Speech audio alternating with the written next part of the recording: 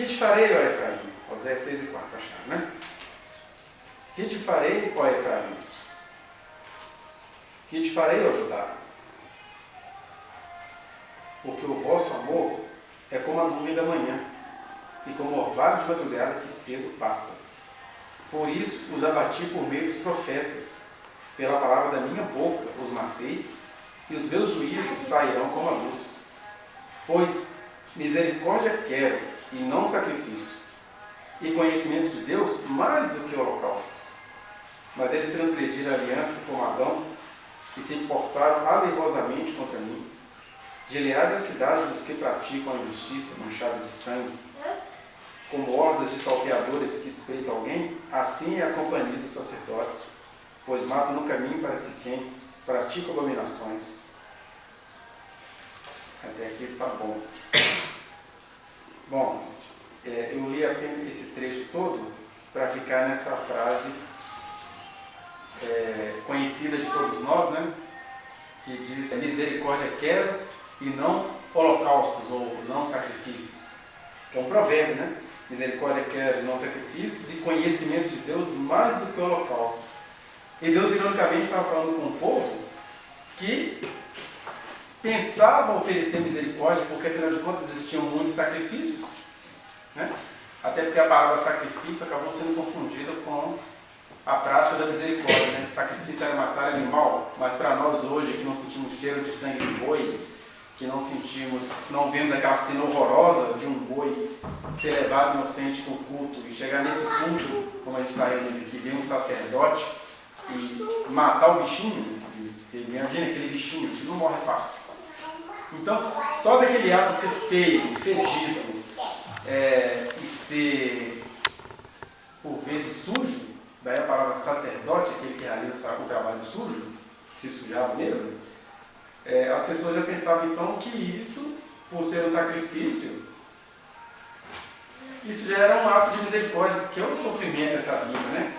Eu fico imaginando as famílias dos sacerdotes, porque não tinha eleição, não tinha colegiado. Nasceu levita, ia ter de se tornar alguma coisa no culto. Seja no sentido de limpar o banheiro do templo, de cantar louvores, de fazer sacrifícios. Você não tinha escolha, você nasceu para isso. Era uma vocação genética tribal, né? Descendente de Arão, aí tinha lá as tribos, né, de Merari, Levi, Coate, Gerson, aquelas subdivisões, mas levita nasceu taxado, não tinha escolha. Então para eles a vida era sacrifício, e para esse povo que achava que a vida era sacrifício, Deus chega e fala assim: gente, eu quero misericórdia, eu não quero holocaustos, não quero sacrifício, ou seja, eu não quero culto, não quero ritual, não quero tabernáculo, não quero templo. Isso tudo eu fiz, na verdade, para educar o coração de vocês, mas na verdade a vida que deveria ser o culto, o sacrifício. Vocês estão se contentando com isso? Eu não quero isso não. Eles nem ouviram, né? Nem ouviram isso aqui, porque a gente só ouve depois, porque o depois tem essa vantagem que você vai idolatrizando a coisa viva. A gente só adora aquilo que está morto, porque vivo você não suporta. Porque quem é que falou isso aqui? Foi um homem chamado Oséias, que carregava no seu nome Salvador. Salvação, Oséias. Mas a vida dele era uma perdição. Porque a primeira missão do Oséias é: olha, vai ali na zona, pega uma mulher de prostituições e casa com ela. Isso nos nossos dias nem ia pegar, né? Esse cara é um chifrudo conformado e fala que Deus mandou ele casar com a prostituta. Deus mandou ele casar com a prostituta. E deixou bem claro para ele o seguinte: olha, você vai casar-se com a prostituta, porque como eu vou te usar para falar a este povo, eu quero que você entenda o que eu sinto. Eu me acabo, eu vivo na sofrência, né, tomando cirote por um povo que não dá nem aí para mim. Eu ainda mando substância para esse povo, alimento, sustento, e eles ficam achando que são os amantes dele que fazem isso. Então, para você entender isso na sua carne, vai lá e casa com a prostituta. E olha, ela não é prostituta não, ela é mulher dada à prostituição, ou seja, ela gosta de ser quem ela é. O nome dela é bem sugestivo, é Gomer, uma goma. Aquela que você masca e não acaba nunca. Sua boca seca, seu dente apodrece, mas Gomer está lá engomando. Então, case-se com mulher para que você saiba de onde vai sair as profecias que eu vou falar no meu povo. E ele casa com essa mulher, mas não parou não, a tragédia é casar com a mulher, e a mulher começa a conceber. E você tem um problema familiar aí, né? Porque como ele era mulher da área de prostituições, e não tinha teste de DNA, não tinha nada, essa mulher começa a ter filhos. E aí, possivelmente ele era profeta, ele sabia se os filhos dele eram dele ou não. Mas se não eram dele ou não, essa discussão não existiria muito na época, porque não tinha como comprovar. O que se sabe é que Deus dá uma ordem. Isso tudo está no capítulo 1 ao 3. O primeiro filho, a primeira filha se chama desfavorecida e desgraçada. Imagina, você pega uma criança linda que você não sabe se é sua, aí uma parte está te chamando de machista e outra parte está te chamando de chifrudo, e você recebe uma ordem de Deus, pode botar o nome dela de desfavorecida. Isso é a gentileza da tradução. Porque graça não é favor, e todo favor não é imerecido. Então, quem não recebeu um favor imerecido é um desgraçado. É a primeira filha do Oséias. Depois, vem um filho, que eu não me lembro se é menino ou menina, mas só fala assim, não meu povo. Isso é até uma coisa familiar, porque está na Bíblia assim, de maneira poética, escritinha, bonitinha, mas você imagina o conflito desse cara, toda vez que a mulher dele tinha um filho, que ele nunca sabia de quem era. Então, coloca aí, não é meu filho. Mas, por outro lado, porque o texto está dizendo os absurdos da vida de Oséias, mas, por outro lado, possivelmente Oséias era apaixonado por aquela mulher e teve que aprender a apostar na mudança de vida dela, porque se Deus era apaixonado com o seu povo, o profeta tinha que ser apaixonado pela sua mulher. E o filho que ele colocou, uma de desfavorecida e outro de não meu povo, ele, apesar da decisão que ele colocou nos filhos, ele amava esses filhos, né? Cuidava deles. Mesmo que a gente não fique sabendo como é que os meninos viam isso, mas de qualquer maneira tinha uma missão no jogo aqui. E por que a gente adora essa história depois de morta? Que a gente está falando aqui de 800 anos antes de Cristo. Porque ninguém aguentaria uma história viva dessa. Vê se isso é homem de Deus, casado com a prostituta, julgo desigual. Já começa aí. Segundo, vê se isso é homem de Deus, vê se Deus manda você colocar o nome no filho de desgraçado. Isso, vê se isso é coisa de Deus. Aí você também tem as mentes adoecidas que querem pegar esse olho e fazer um monte de loucuras. Outro dia eu vi uma reportagem de um pastor de uma igreja interior usando essa passagem, porque acho que ele tinha algumas mulheres, e aí vai a uma mulher adúltera, mas ele lia o versículo assim, vai a uma mulher adulterar. Eu vi isso. Vocês viram essa reportagem, essa famosa no Brasil. Pois é. Então ele justificando por que ele tinha outras mulheres, porque Deus mandou ele uma mulher adulterar. Isso era um mandamento bíblico. Né? Ainda bem que mais pessoas viram, tem uns anos já, vai ter uns 9 anos. Então, aí tinha uma mulher adúltera que o outro foi entender que tinha que ir lá adulterar. Mas então a gente acaba adorando essa história depois de ela acontecida, porque todo mundo já morreu, esse povo não ouviu nada do que Oséias falou, eles ficaram 70 anos cativeiro na Babilônia, aí depois que eles voltam do cativeiro, eles editam a Bíblia, descobrem os escritos desses profetas que eles mandaram matar, porque esse homem foi morto, pode ter certeza disso. Se não foi morto, morreu de desgosto. E aí depois dessa semente que o profeta tem às vezes essa decadência, né, pessoal, ele às vezes tem uma semente. Olha, o que eu vou fazer eu já sei, não vai dar em nada, mas vai servir para lançar alguma semente lá na frente. Eu tinha essa consciência. E ele não se fazia de rogado, não. Ele vai e entrega as palavras de Deus, e uma delas é essa aqui. Misericórdia quero e não sacrifício, e conhecimento de Deus mais do que o holocausto, que para este culto imediato que eu estava ouvindo seria: eu quero misericórdia ao invés de culto. E em vez de vocês ficarem trazendo animais para oferecerem para mim, eu queria que vocês andassem comigo. Esse é o verdadeiro sacrifício. Andar comigo, me conhecer, compreender, né, como a gente disse nas pregações passadas, não ficar me usando para pecar mais. Aí, o conhecimento de Deus, mais do que o holocausto, tem sentido, né? Conhecimento, igual o pessoal fica aí, teve uma turma na década de 80 que lançava livros, né? Como tomar posse da bênção, zoe a própria vida de Deus. Tem uns títulos assim famosos entre os cristãos, que eles trabalhavam essa ideia. Porque o meu povo perece por falta de conhecimento. Eles acham que conhecimento é fazer curso. Conhecimento é entrar em tudo quanto é curso e entender essas coisas. Mas o conhecimento é outro. É conhecimento de relacionalidade, que seria muito semelhante ao conhecimento de casal, que se ama, mas que não se deixa emburrecer pelos ciúmes. Que é assim, um conhece o outro, um sabe o que o outro quer dar uma olhada, um sabe as dinâmicas do outro. É esse conhecimento vivencial, não é conhecimento intelectual. Não é vestibular, não é Enem. Porque disso eles estavam fartos. E ficaram depois. Tanto é verdade essas coisas, que esse primeiro texto é só para a gente entender o contexto dessa frase. E Deus estava tão indignado porque o apóstolo, o profeta, fala assim: como horda de salteadores que espreiteiam alguém, ou que espreitam alguém, assim é a companhia dos sacerdotes. Quer dizer, Deus estava indignado com aqueles que nasceram para cultuá-lo. Assim, a companhia do sacerdote é igual a corda de salteadores.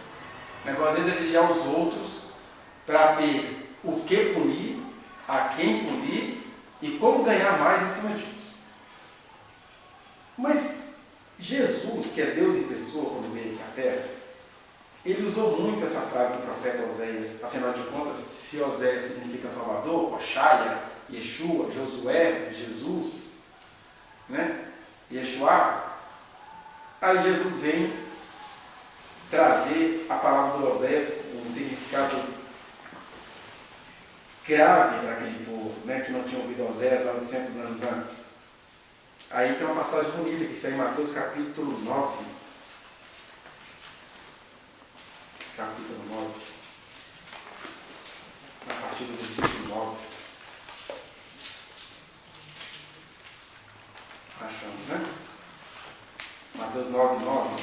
Está falando sobre a vocação de Mateus. Mateus contando a vocação dele. Aí Mateus fala assim: partindo Jesus dali, viu um homem chamado Mateus sentado na coletoria e disse-lhe: segue-me. Ele se levantou e o seguiu. E sucedeu que, estando ele em casa, Lucas vai dizer que Mateus estava em casa, mas na verdade o Mateus deu uma festa de despedida. Gente, eu era cobrador de imposto, agora eu quero oferecer um banquete para vocês, que agora eu achei o sentido da minha vida. Está lá em Lucas 5, a partir do versículo 29. E sucedeu que, estando ele em casa, à mesa, publicanos e pecadores, não, muitos publicanos e pecadores, vieram e tomaram lugares com Jesus e seus discípulos. Ora, vendo isto, os fariseus perguntavam aos discípulos: por que come vosso mestre com os publicanos e pecadores? Mas Jesus, ouvindo, disse: os sãos não precisam de médico, e sim os doentes. Ide, porém, e aprendeu o que significa misericórdia quero e não holocaustos. Está dizendo, lembra lá do Oséias: pois não vim chamar justos, e sim pecadores ao arrependimento. Tem uma outra parte aqui onde Jesus vai usar essa frase, que é lá no capítulo 12, quando os apóstolos eles vinham de um dia cansado, de trabalho, poeira e higiene precária, e no finalzinho da tarde ele passa nas searas e começa a comer sem lavar as mãos. Os judeus tinham todo o ritual para lavar as mãos, higiene, bons costumes, boa moral, não se misturar com a gentalha, aquela coisa toda. E aí os discípulos de Jesus, depois de um árduo trabalho, eles vão e comem sem lavar as mãos. Aí em Mateus 12, diz assim, 12:1 diz: por aquele tempo, em dia de sábado, passou Jesus pelas searas. Ora, estando seus discípulos com fome, entraram a colher espigas e a comer. Aí, no versículo 5, eles vão implicar porque eles entenderam que os discípulos estavam trabalhando também, não podiam trabalhar no sábado. Aí, no versículo 5, Jesus fala: não vejo na lei que ao sábado os sacerdotes do templo violam o sábado e ficam sem culpa. Pois eu vos digo, aqui está quem é maior que o templo. Mas se vós soubesseis o que significa misericórdia quero e não holocaustos, Não teríeis condenado inocentes. Aí depois a gente vai lá para o Marcos capítulo 2. A gente fala as nossas leituras aqui. Olha que legal. Vamos ver. Marcos capítulo 2, versículo 13. De novo saiu Jesus para junto do mar, e toda a multidão vinha ao seu encontro, e ele os ensinava. Quando ia passando, viu a Levi, filho de Alfeu, sentado na coletoria, e disse-lhe: segue-me. Ele se levantou e o seguiu. Achando-se Jesus à mesa na casa de Levi, estavam juntamente com ele e com seus discípulos muitos publicanos e pecadores, porque estes eram em grande número e também o seguiam. Os escribas dos fariseus, vendo comer em companhia dos pecadores e publicanos, perguntavam aos discípulos dele: por que come e bebe ele com os publicanos e pecadores? Tendo Jesus ouvido isto, respondeu-lhes: os sãos não precisam de médico, e sim os doentes. Não vim chamar justos, e sim pecadores. Aí o pessoal da justiça falaria assim: aí, eu não gosto de justo não, isso aí mexe só com o pecador. Agora o certo virou errado, o errado virou certo. Agora vamos todo mundo ser pecador, porque ele veio chamar foi pecador. É a interpretação barata que a gente encontra, inclusive hoje, entre os nossos irmãos, né? O que a gente precisa compreender é isso, que Jesus ensinou para a gente o que é ter misericórdia. Ter misericórdia, primeiro, é você não condenar inocentes, mesmo que o inocente seja culpado aos seus olhos. Porque qual que era a culpa dos discípulos ali em Mateus 12? Eles estavam com a mão suja, violaram o sábado, foram colher espigas, trabalharam. Naquele dia não era para trabalhar, naquele dia o trabalho era não trabalhar. Qual era o problema de Jesus em comer com os publicanos e pecadores? É porque eles eram publicanos e pecadores. E aí Jesus fala assim: se vocês entendessem o que significa misericórdia, querem no holocausto, a primeira coisa que vocês iam fazer: não maldar as obras dos outros. E segundo, não maldar os outros. Porque você vê Jesus repetindo essas palavras de Osés: misericórdia querem no holocausto. E ele está sempre jogando com essa questão nossa, com a imagem, né? E não sei se vocês sabem essa expressão que a gente deu nas duas passagens, né? Publicanos e pecadores não são duas categorias, não, é uma frase. Os judeus chamavam os publicanos de publicanos e pecadores, porque todo publicano era pecador. O que isso tem a ver com política? É que o publicano, é a palavra que na nossa Bíblia é traduzida como publicano, na verdade seria aqueles que viviam de cobrar impostos. E quem é que vive de cobrar impostos no nosso país? Quem é que vive dos nossos impostos? Quem são os publicanos, ou pessoas públicas? São os políticos, né? São as pessoas que até para fazer as suas campanhas, né? Então são pessoas que elas são publicanas nesse sentido, de pessoas públicas, no sentido judaico, machista, lembra? Era publicano no masculino. Você tinha na verdade duas classes: publicanos e meretrizes, que aparece exatamente assim no Evangelho. Porque lá em Mateus capítulo 21, Jesus conta uma parábola e fala assim: o reino do céu é semelhante a um filho que fala para o pai assim: pai, estou indo, e não vai. E tem um outro filho que nunca dizia que ia, mas ia lá e fazia tudo. Qual desses dois vocês acham que vai entrar no reino de Deus? Aí o fariseu, para não responder nada, o que fez mais, né? O que fez. Não é o que disse sim ou o que disse não, o que foi lá e fez. Aí Jesus responde para ele, devolve, né? Pois eu vos digo, publicanos e meretrizes chegam antes de vocês no reino de Deus. Mas os filhos do reino ficaram de fora. Aí alguém poderia falar assim: se Jesus esquerdopata, Jesus por ser os Malafaia seria o esquerdopata, que fica falando bem de publicano e meretriz. E é legal porque se o publicano era um homem público, a meretriz era a mulher pública, né?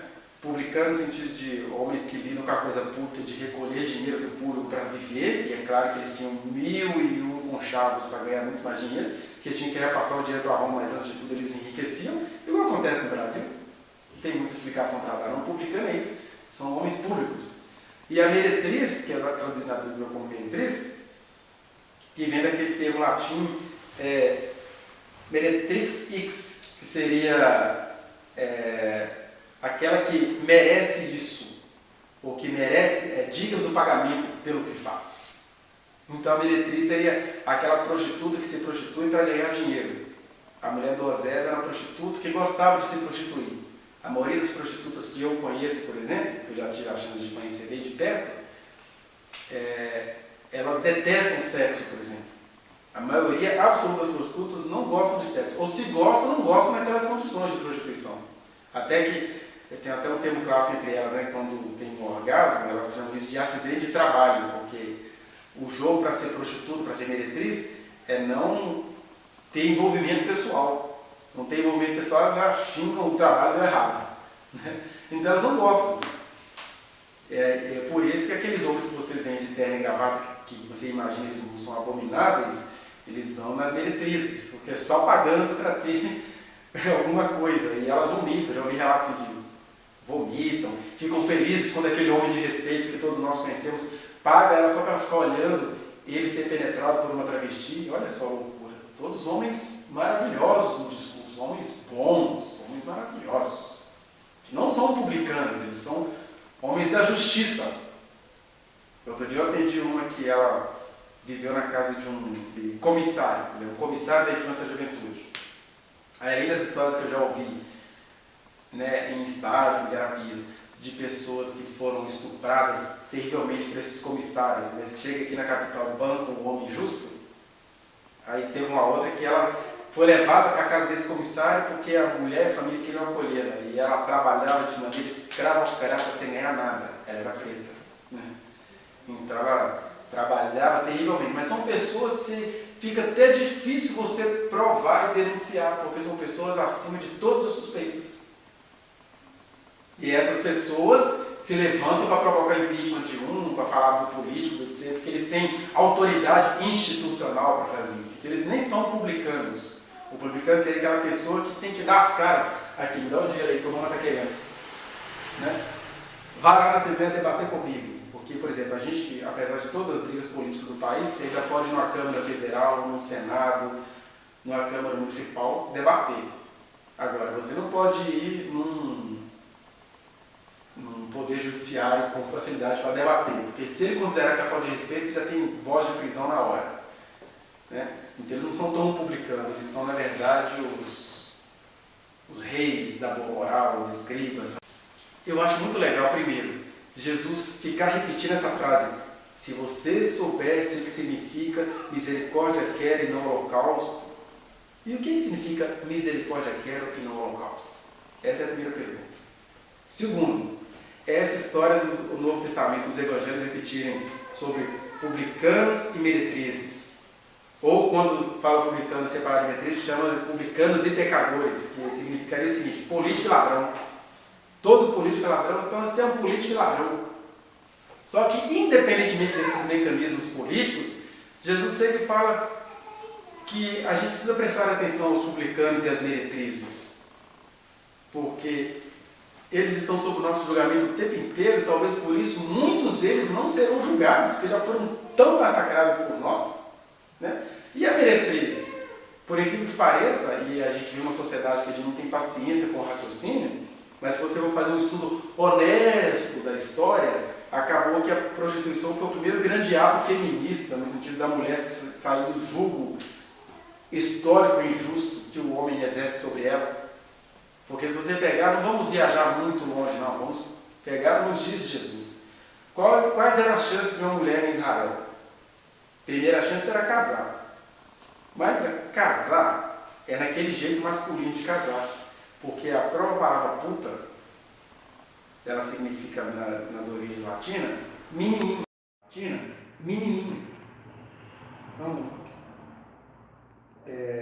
você tem várias lesões aí em relação à feminilidade. Primeiro que é uma mulher, não, uma menininha. Eu pego as menininhas. Né? E aí você tem uma menininha que geralmente era dada por um homem mais velho, que tinha vida limitada aos projetos daquele homem. E isso era o casamento. Para vocês terem uma ideia, Maria, mãe de Jesus, ela deveria ter uns 16 anos e José uns 40 quando ela casou. Só que isso era uma organização social, era assim que a sociedade pensava. Você pode reclamar de qualquer exagero da nossa sociedade, mas eu prefiro 1000 vezes as meninas pensando e sendo livres e soltas para poderem elaborar, porque nem tudo está perdido, né? Eu vi uma menina de 16 anos na Câmara do Paraná, na Assembleia Legislativa do Paraná, peitando os doutores da lei lá. E aí quando ele manda aquela boca, eu peço desculpa, vai dar um passo atrás, peço desculpa, mas o ECA diz que é da família, da sociedade, do Estado a proteção.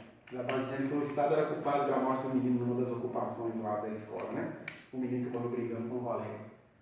Então, olha só, ela tinha 16 anos, ela nunca que aos 16 anos ela poderia falar com a isenção que ela falou nos tempos de Cristo. Porque nos tempos de Cristo, ela até poderia falar assim, mas ela já ia ter que virar amante de um daqueles homens velhos na mesma hora. Eu te dei voz, agora você me deve a sua vida. Aí, olha só, a primeira chance de uma mulher é casar. Aí, geralmente, os homens tinham a licença, eram homens que tinham licença para mandar as mulheres embora. Por isso que não tem divórcio na Bíblia, tem repúdio. Se um homem repudiar a sua mulher, aí elas eram repudiadas, jogadas fora. Quer dizer, a culpa é delas. Se eu sentir nojo, a culpa está em você. Aí você tem histórias horríveis, como a da Samaritana, que foi casada com 5 maridos e estava com o sexto, que era um rolo. Eu já casei 5 vezes, ninguém se pergunta por que uma mulher chegou em 5 casamentos. Não era a Gretchen, era a Samaritana. Ou seja, era uma mulher que possivelmente era inteligente, pensava muito, mas não, você pensa demais, vai embora. Aí casa com o primeiro, casa com o segundo. Ih, mulher casada é mulher usada, eu vou pegar você na rua, você vai ter que me servir. Aí ela aceita que casa com o terceiro. Não era que se casou com eles, que se casavam com ela, né? Se casavam tanto quanto mandavam embora. Aí o pessoal fala, essa Samaritana era mulher de vida fácil. Ela pode até ter se tornado uma mulher de vida fácil depois de tanto homem de bem casando com a mulher desse jeito, né? Por isso Jesus fala, ó, meretrizes, samaritanas, chegam antes de vocês no reino de Deus, vocês não estão sabendo de nada. Não estou trocando certo pelo errado, errado pelo certo, não. Só estou dizendo que por trás das aparências tem coisas que vocês nem imaginam. Então a primeira chance de uma mulher era ficar casada. Aí era mandada embora, uma mulher divorciada tinha outras chances. A primeira era casar de novo, e dava nisso que eu falei aqui para vocês, te tirei da rua da amargura, então agora você vai me servir. Que mulher que queria isso? O que ela fazia? Não conseguia casar de novo? Ia mendigar. E mendigar é assim, quer um pão para os seus filhos? Me dá. Aí, casar de novo era você virar operária de graça, torturada psicologicamente pelo seu novo marido. Mendigar, você tinha que se prostituir para poder conseguir comida dos seus filhos, então elas viravam meretriz mesmo. Meretriz, que deu origem também à nossa palavra portuguesa, prostituta, que vem de prostistatus, ou seja, colocar-se de frente, estou aqui, estou me oferecendo. É sempre engraçado, são sempre palavras que escondem o homem, né? Porque só existem prostitutas e meretrizes porque existe um monte de prostitutos, safados, meretrizos que vão lá procurá-las. Mas ela que se ofereceu, né? E acaba que nesse mundo de injustiças, ser prostituta é isso, olha. Eu estava falando que era o primeiro ato feminista, né? Porque em vez de eu me vender a um casamento, ao invés de eu me acabar com a minha vida em nome de uma imagem de uma boa família, já que eu vou ter que fazer coisas abomináveis para mim, eu ganho meu dinheirinho e me sustento. E isso era assim nos dias de Jesus, por isso que você não vê um ato de Jesus sequer, não tem marcha pela família tradicional, não tem chupa freixo, não tem nada disso em Jesus. Em Jesus tem isso que a gente acabou de ler. Ué, fala que é o Salvador do mundo, mas está ali comendo com publicanos e pecadores. Por que ele come com publicanos e pecadores? É a resposta. Porque eu não vim para santos, eu vim para doentes.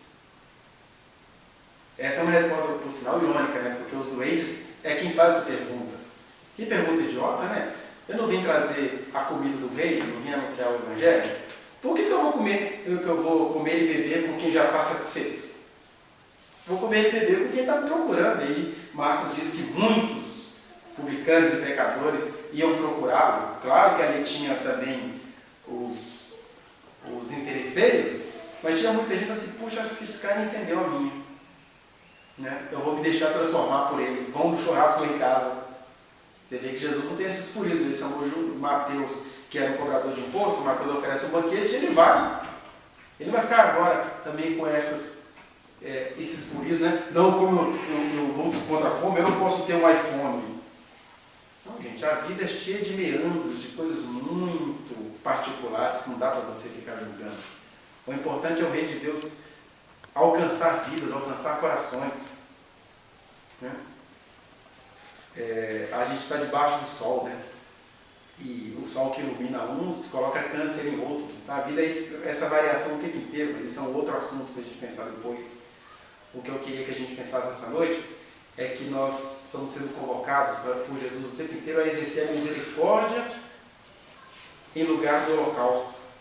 E a misericórdia em lugar do holocausto é exatamente isso, é acolher tudo aquilo que a gente acha que é publicano, que é homem safado, e meretriz, que é a mulher que faz para ganhar.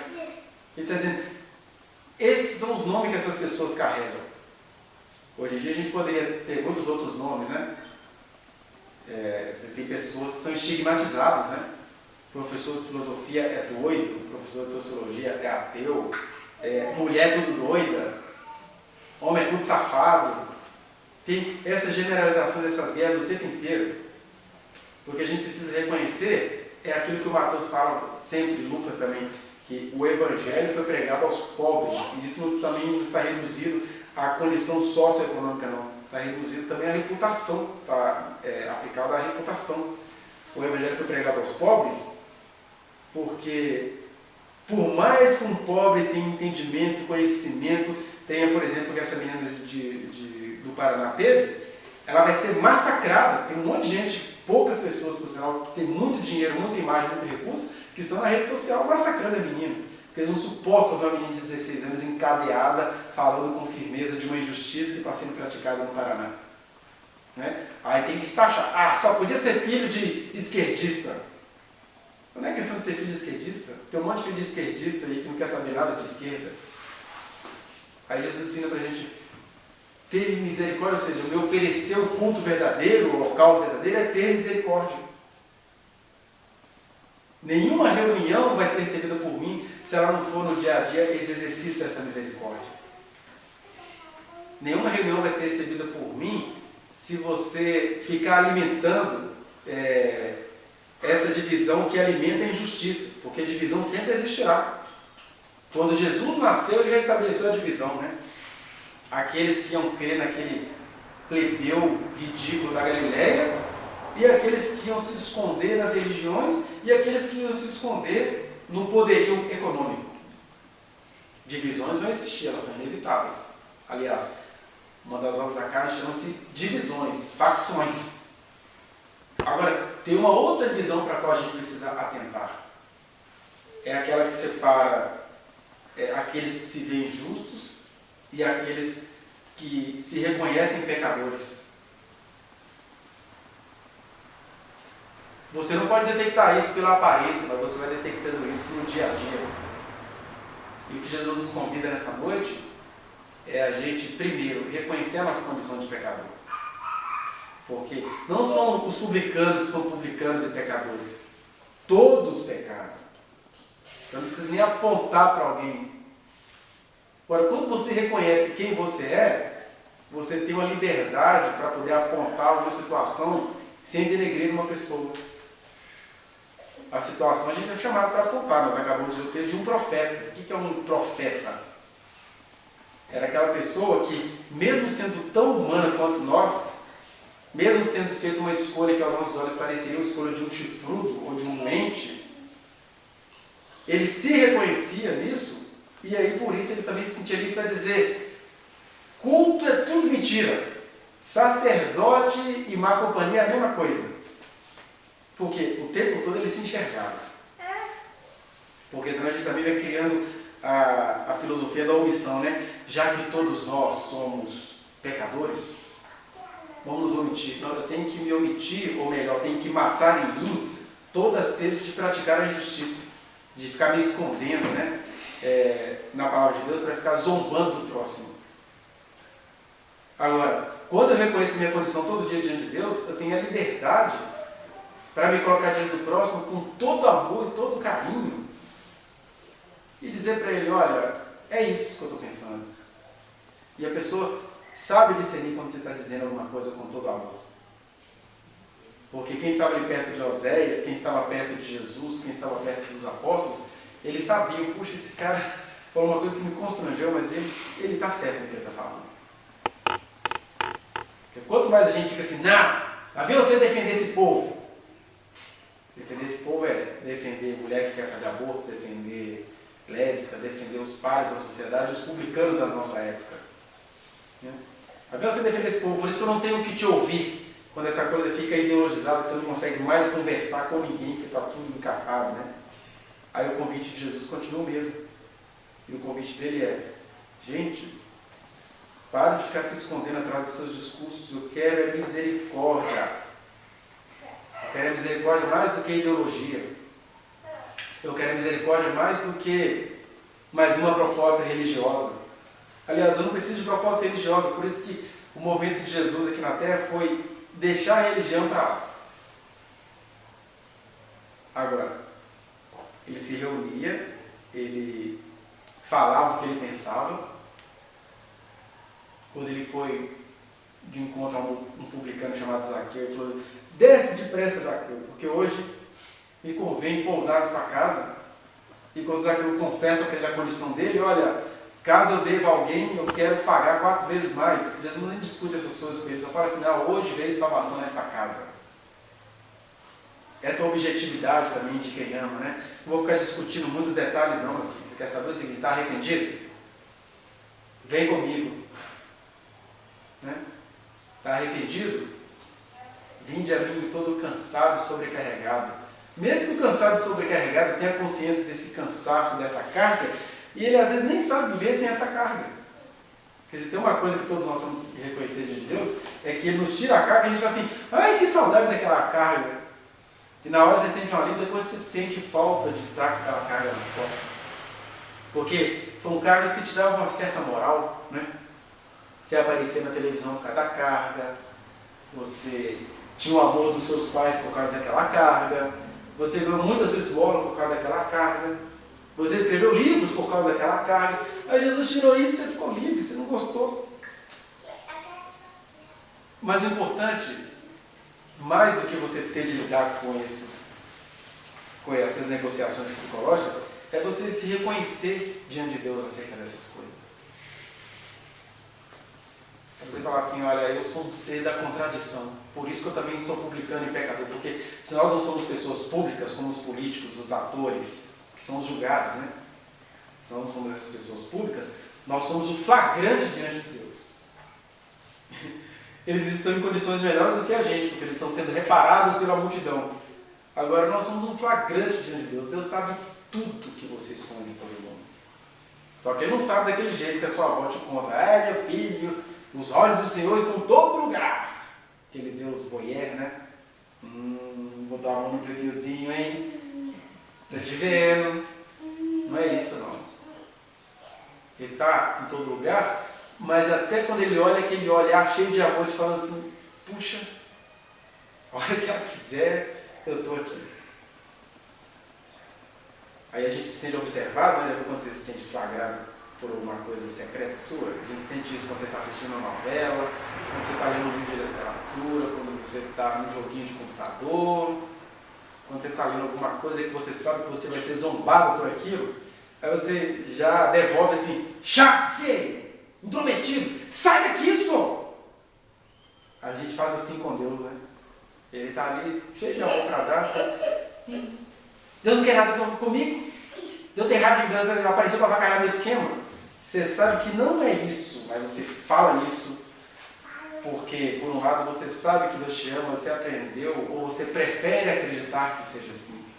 Que Deus está te flagrando, te olhando, e Deus vai fazer aquilo que todo mundo fala que a gente vai fazer com os outros. Deus vai te malacói.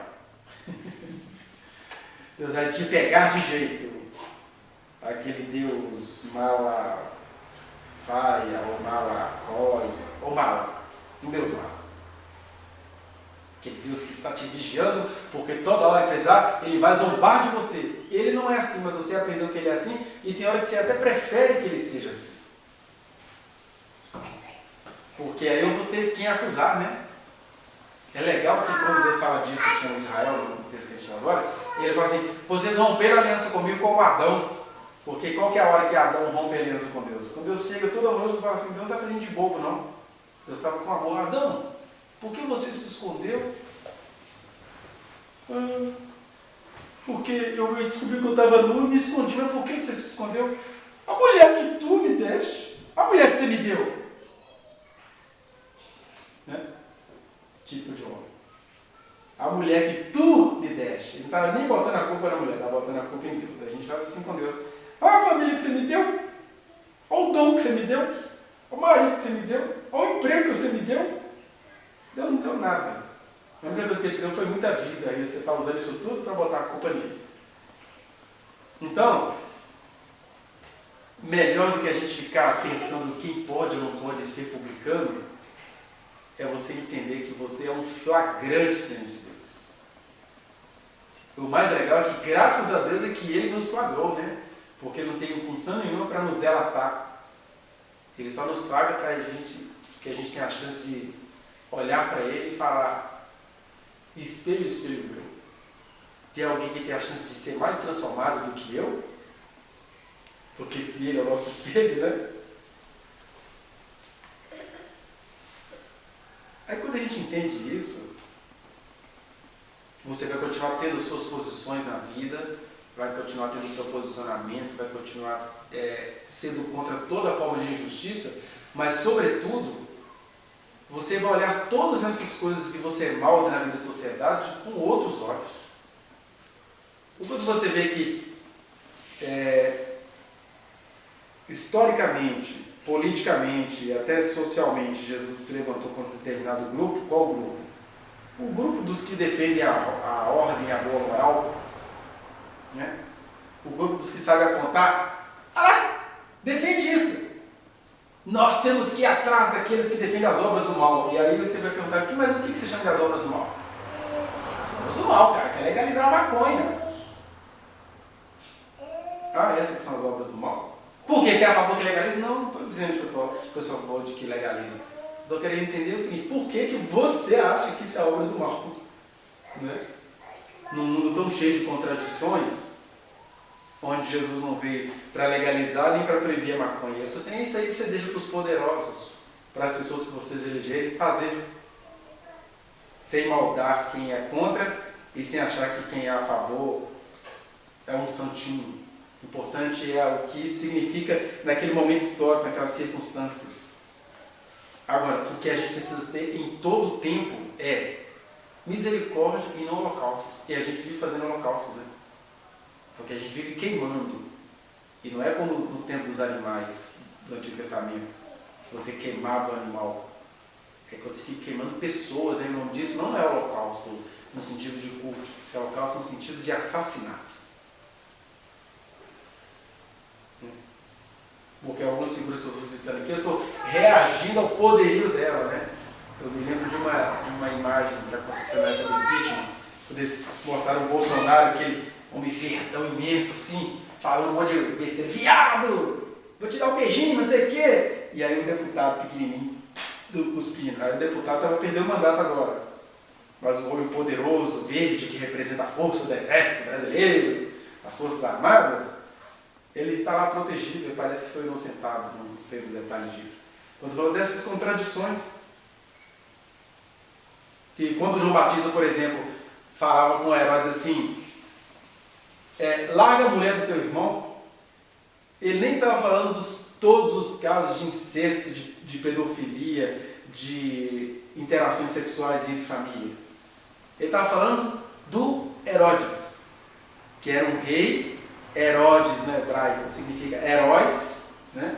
Ele era chamado de herói e estava pegando a mulher do irmão, que era muito mais novíssima do que ele. Aí ele estava falando daquele homem. Agora, você nunca vai ver o João fazer uma passeada contra menininhas novas que namoram homens mais velhos. Porque essa não é a função do Evangelho e nem deveria ser função de ser humano nenhum. Mas a gente vai vendo hoje na fé cristã no Brasil que a mentalidade é essa. Puxa, por que Deus salvou alguém para fazer isso? Jesus não levou nem a roupinha que ele usava, nem o tal do santo sudário que descobriram aí.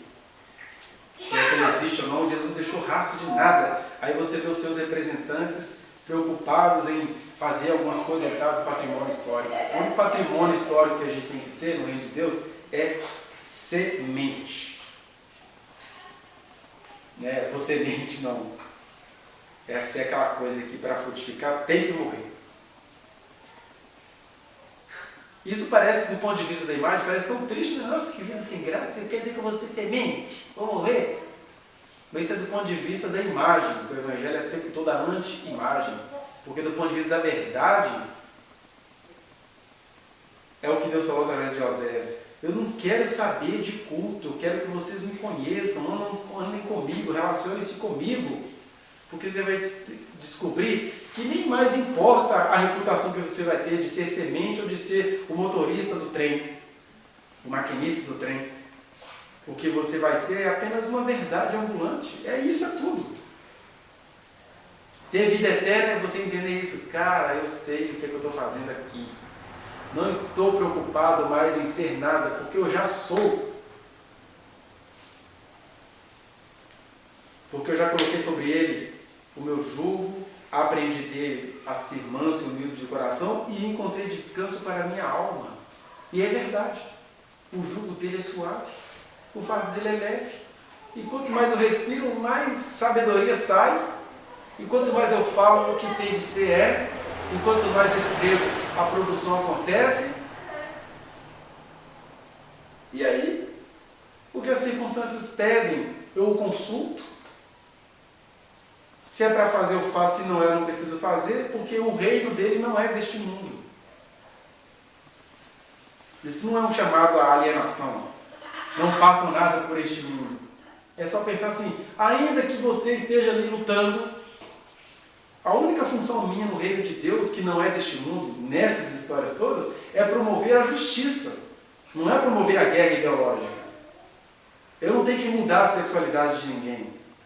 Por isso que as meretrizes vão me preceder no reino de Deus. Eu não tenho que mudar a inclinação de ninguém, política de ninguém. Por isso que publicanos vão me preceder no reino de Deus.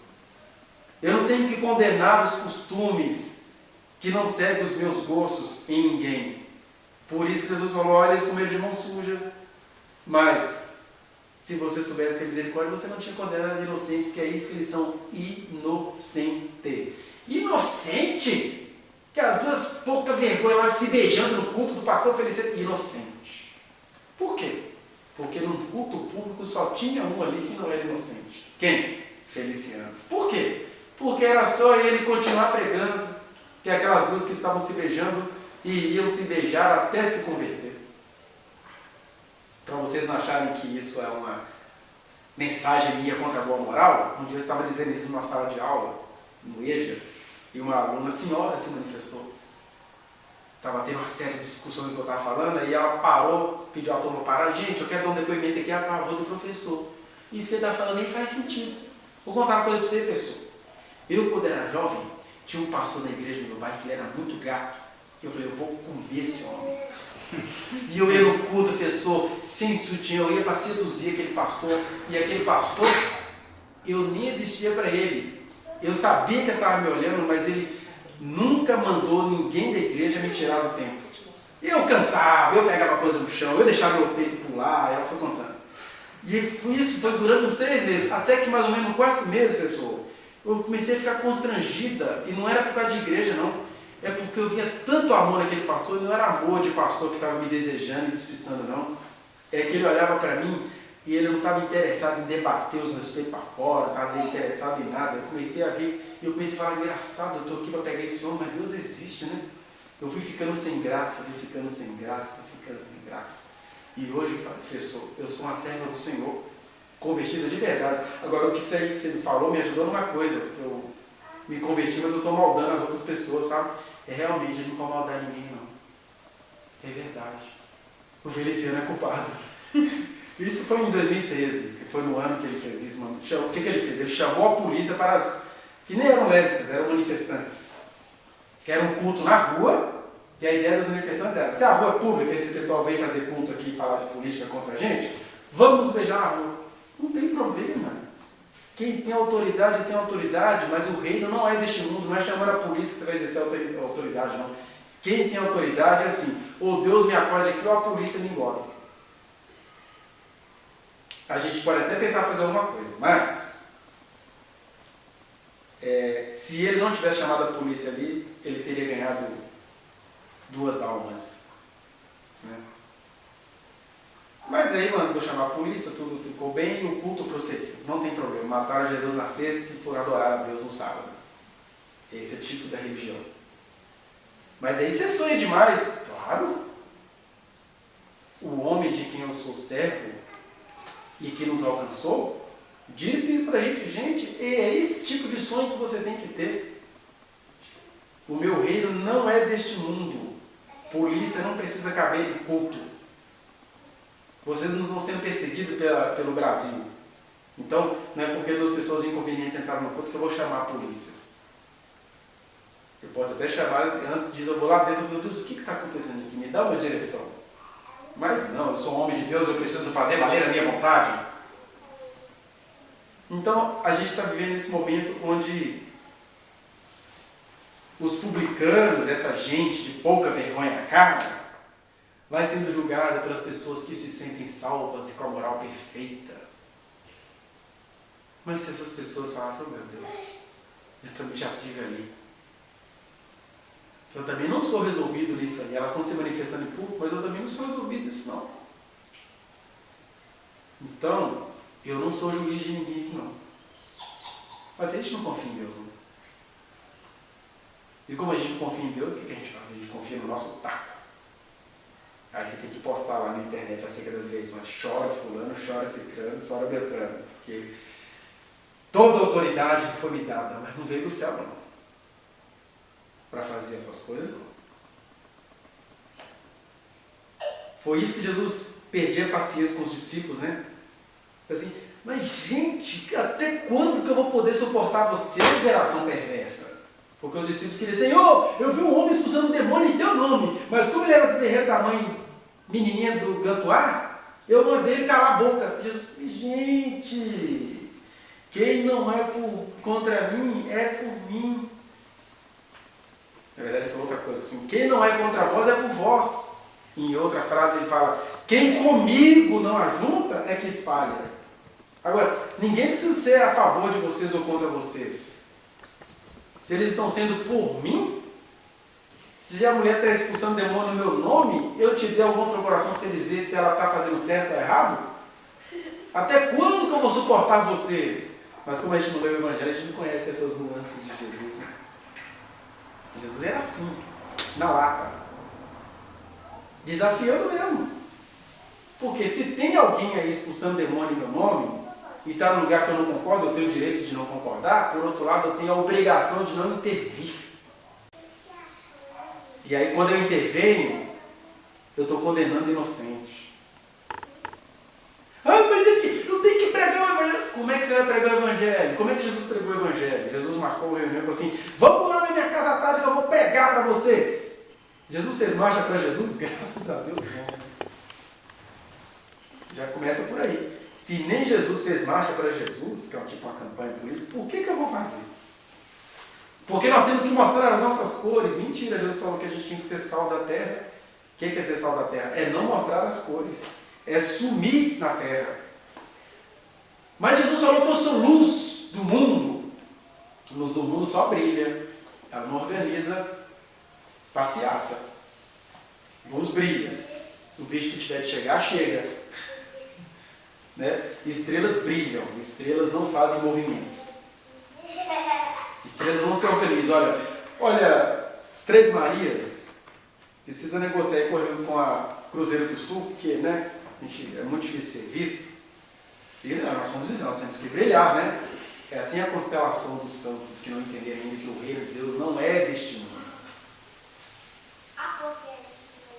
Então, quando a gente não entende isso, você vai olhando para os publicanos e meretrizes e zombando deles, e você acaba se tornando um flagrante de imbecilidades.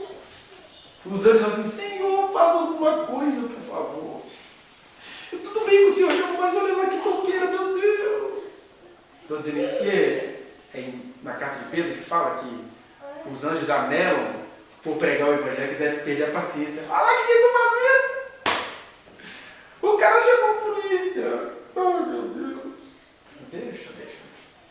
Ele não conhece tudo de si não, mas por outro lado ele é responsável, ele sabe o que ele está fazendo, deixa. Cada um será julgado segundo as suas obras, o que fez com a salvação que eu graciosamente lhe dei. Então, quando você julga o publicano, você vai se tornando um flagrante de imbecilidades. E quando você fica arrumando argumentos para sustentar a sua tese de que essas meretrizes, você é uma grande prostituta. Aí Jesus fala assim, deixe isso tudo para lá e só olha para mim. Porque na hora que você olhar para mim, você vai saber o que você precisa. Por isso que ele falou, olha, quem tem sede, vem a mim, beba. E aí quem vem a mim e beba, nunca vai ter espada contra o próximo. Quem vem a mim e bebe, vai enxergar uma coisa muito melhor, sutil e mais interessante do que aquela imagem que você está vendo de um publicano ou de uma meretriz. E isso eu ia descobrindo, como eu ia dizendo, que nós somos isso tudo o tempo inteiro. No nível mais sutil, mais refinado, mais requintado. Por isso que o juízo para quem recebeu essa luz é muito maior. Só que não tem jeito de você sair disso, porque você recebeu a luz, isso é graça de Deus. Ele te iluminou, não tem jeito para você. Ou é você se enxergar nele e pedir para te enxugar desse julgamento, ou é isso, não tem como desistir. O desistir é isso, é você não querer ter contato com Deus para não ter mais consciência de desistir e ficar se levantando aí contra o mundo inteiro, perdendo a própria alma, né? Então que o Senhor nos abençoe nesta noite e que nós possamos ter misericórdia, como o Osés queria falar e Jesus enfatizou.